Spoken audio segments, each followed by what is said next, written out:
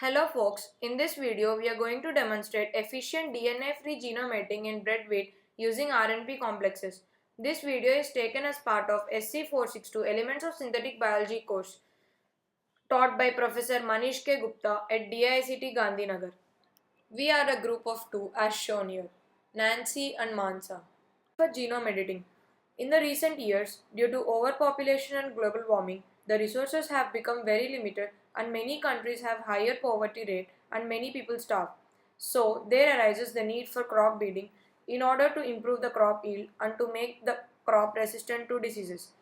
Considering the overwhelming demand for wheat, which is a major staple in many countries, it is vital to develop a CRISPR-Cas9 RNP-based genome editing to promote its genetic improvement.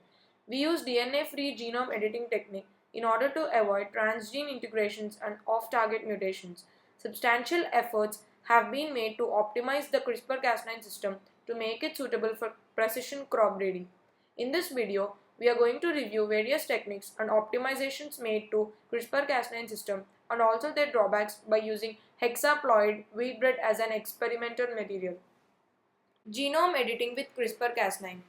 When the bacterium detects the presence of virus DNA, it produces two types of short RNA, one of which contains a sequence that matches that of the invading virus. These two RNAs form a complex with a protein called Cas9. Cas9 is a nuclease, a type of enzyme that can cut DNA. When the matching sequence, known as a guide RNA, finds its target within the viral genome, the Cas9 cuts the target DNA, disabling the virus.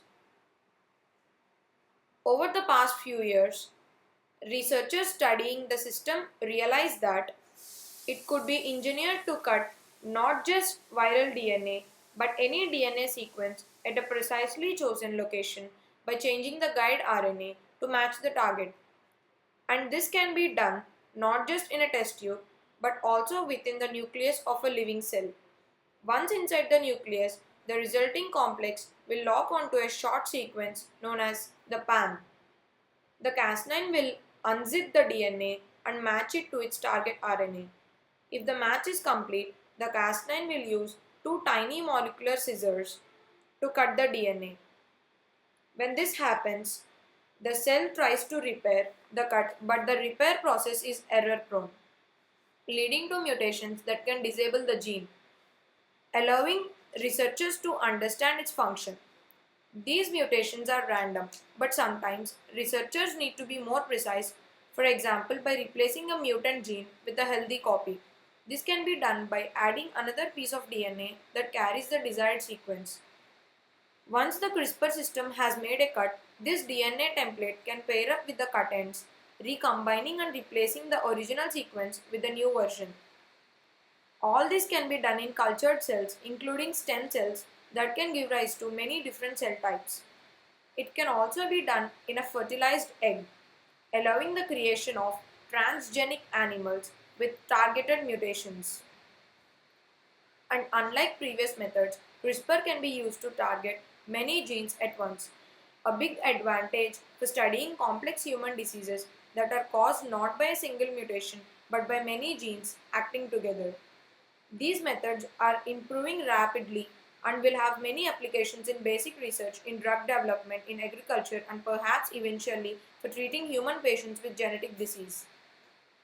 Now let's understand plasmid DNA genome editing technique and its drawbacks. Initially in our experiment, CRISPR-Cas9 DNA constructs are delivered into plant cells by Agrobacterium tumefaciens mediated tDNA transfer or ballistic bombardment. They become expressed, cleave target sites and produce mutations. In this process, there is a strong possibility of CRISPR-Cas9 constructs being integrated into the plant genome, which increases the chance of producing unwanted genetic changes like a transgene integration and off-target mutation. Inside the recipient cells, the CRISPR-Cas9 sequence gets degraded and the resulting fragments can serve as filler DNA in the double-stranded break repair process and become inserted into intended or unintended genomic sites. Thus, there arises the need for DNA-free genome editing technique. In order to avoid off-target mutations, transgene integrations and unwanted small DNA insertions, DNA-free genome editing is used. By PCR-RE assay, and deep amplicon sequencing, it has been experimentally proved that by using preassembled RNP complexes, unwanted genetic mutations can be highly reduced. Now we describe the process of formation of RNP complexes. As shown in the slide, this RNP preparation takes 7 to 9 weeks. Here our experimental material is hexaploid wheat. Since wheat is recalcitrant to regeneration from protoplasm, a method for particle bombardment mediated delivery of RNPs into immature embryo cells is used. There are main two steps in the formation of CRISPR-Cas9. They are Cas9 protein purification, in vitro transcription of sgRNA, single guide RNA. In this technique of genome editing via RNPs, pre-assembled RNP complex enters the cytoplasm of the cell and the single guide RNA detects the target site and then produces the necessary mutations at the target site. Here we describe DNA versus RNP genome editing. In DNA-based genome editing, the plasmid DNA directly enters into the cytoplasm of the cell where it undergoes transcription, translation and then assembly with Cas9 guide RNA to become ready for mutating the targeted site. In RNP-based genome editing, a pre-assembled complex consisting of Cas9 complex and the guide RNA enters the cytoplasm to do the necessary mutations. In the former, while undergoing changes in the cells, may lead to off-target mutations and transgene integrations, while in the later, there is no such chance for unwanted mutations. Plant regeneration from protoplast is technically challenging in many species, especially in monocot crops. Therefore, research is being done to develop a CRISPR-Cas9 ribonucleoprotein mediated genome editing method for efficient and specific genome editing of major monocot crops using hexaploid breadwheat as experimental material. Now let us come to the practical part. Initially it was tested whether the CRISPR-Cas9 RNPs may cleave the target sites and produce the expected results or not. Here experiments had been done using GW2 sgRNA that was previously found highly active on the TAGW2 gene. The TAGW2 gene in wheat bread has three similar homologs in it, A1, B1 and D1. The guide RNA sequence exactly matched with B1 D1, but there was a mismatch in exactly one position in A1. Any mutations in A1 or anywhere else other than the target site in B1 D1 would lead to off-target mutations. This was analyzed by PCR-RESA and deep amplicon sequencing. Now let's analyze the results revealed by both of these techniques. Here we are comparing the results yielded by four different techniques. Genome editing through RNP complexes, plasmid DNA based delivery, WT or D and WT or U indicate wild type PCR amplicons with or without restriction enzyme digestion.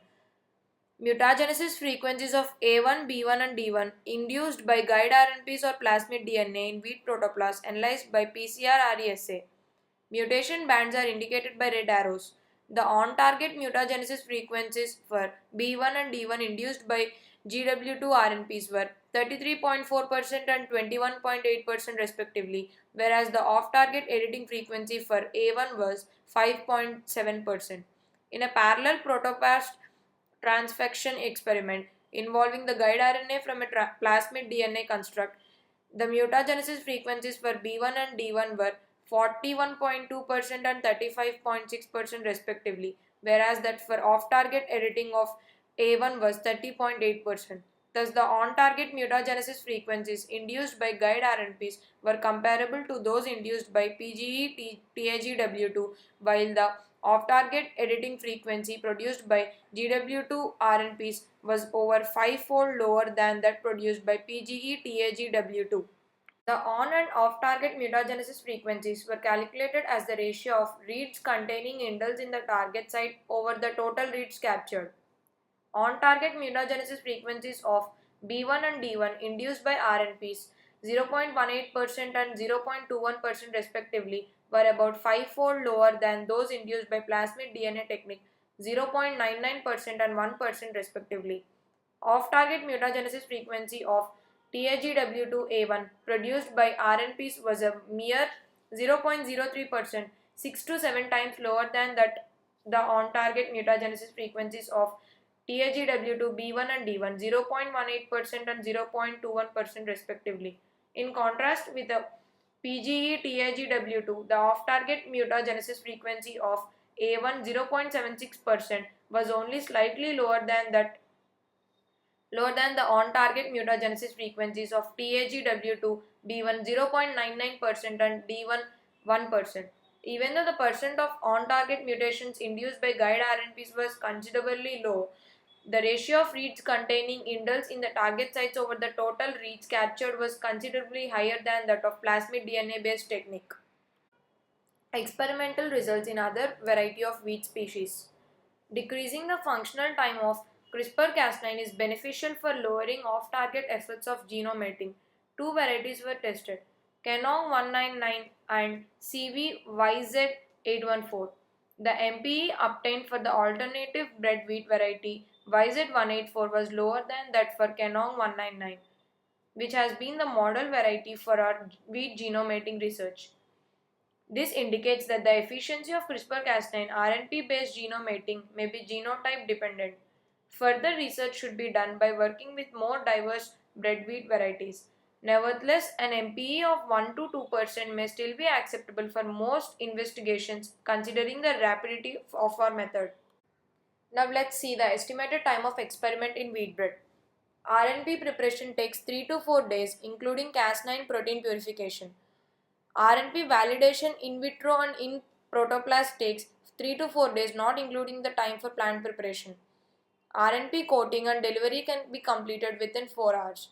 After this, the plantlets regenerate in 6 to 8 weeks. Identification of mutants by PCR-RE and DNA sequencing takes 3 days. Drawbacks. Reason for highly reduced off-target mutation when RNP-mediated genome editing is used is yet to be determined. Even though this work advances the targeted engineering of serial genomes and report clear advancements over the current methods, the system and the whole process lack the novelty. Certainly, the work is important and with good impact given the importance of wheat for food security. It is preferable to use these genome editing techniques on more plant varieties. Conclusions and future scope. We have demonstrated here the DNA-free genome editing in wheat bread using pre-assembled RNP complexes. Mutation efficiency depends on the targeted gene type, locus, and the ratio of Cas9 and single guide RNA. This mutation efficiency for RNP-based technique yields far more better results than plasmid-based delivery of complexes. In spite of the difficulty of plant regeneration from protoplasts, RNP-based method has made it easier to get the desired results. Such mutant plants are more publicly acceptable because they are free from transgene integrations and off-target mutations. Using such applications of biotechnology in the field of agriculture, the crop yield can be improved and they can be made more resistant to diseases. CRISPR-Cas9 or other genome editing tools mediated protoplast transfection system has been successfully introduced in rice, wheat, maize, lettuce and tobacco. Recent experiments has been already made using this technique in plants like grapes. Experiments are being done to introduce this DNA-free genome editing in various crops other than monocotyledon crops. Using CRISPR technique, immunity against various pathogens can be induced in various living organisms, including human beings, and currently research is going on in that field too. We would like to thank Professor Manish K. Gupta for his guidance throughout the semester and inducing interest in this course by introducing us to various real-life problems. Thank you. Hope you like this video.